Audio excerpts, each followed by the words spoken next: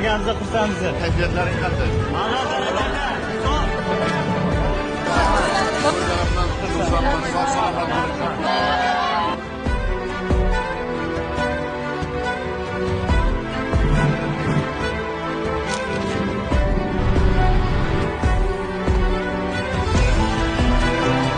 Go'zal va betakror yurtingizga davlat tashrifi bilan kelishga taklif etganingiz, samimiy kutib olganingiz, ko'rsatilayotgan alohida izzat, ikrom va mehmondo'stlik uchun chuqur minnatdorchilik izhor etaman.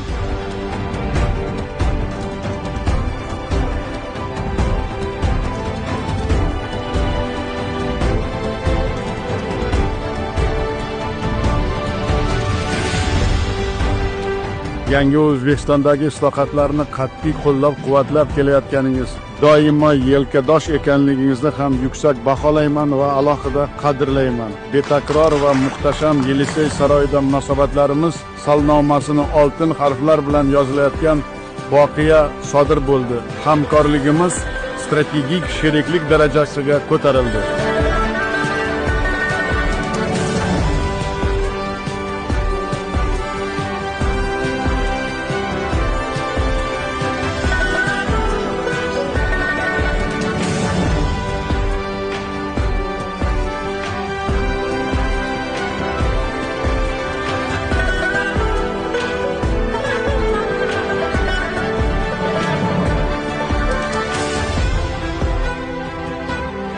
Men qadrli do'stim Emmanuel Macron janob olilari Fransiyaning eng yuksak mukofoti faxriy legion ordeni bilan shaxsan taqdirlaganlari uchun samimiy tashakkurimni izhor etmoqchiman.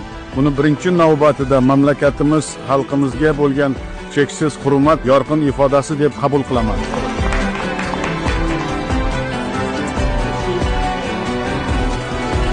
Yashashin O'zbekiston, yashashin Fransiya.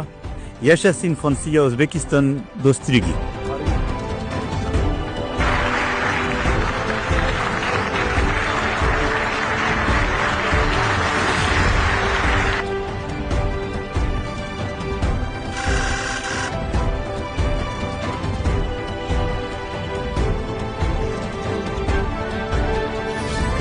Fransiya zamonaviy demokratiyaning vatani bo'lib, ulkan siyosiy, diplomatik, iqtisodiy, innovatsion, ilmiy, texnologik salohiyat hamda boy tarix va madaniyatga ega davlatdir.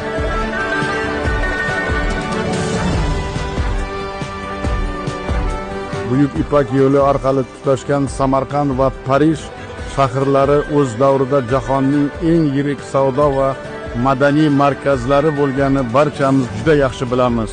Xalqlarimiz do'stligidan kuch olayotgan va yildan yilga mustahkamlanib borayotgan ko'p qirrali hamkorligimiz abadiy bo'lishini istaymiz. Bu yo'lda bor imkoniyatlarimizni safarbar etamiz.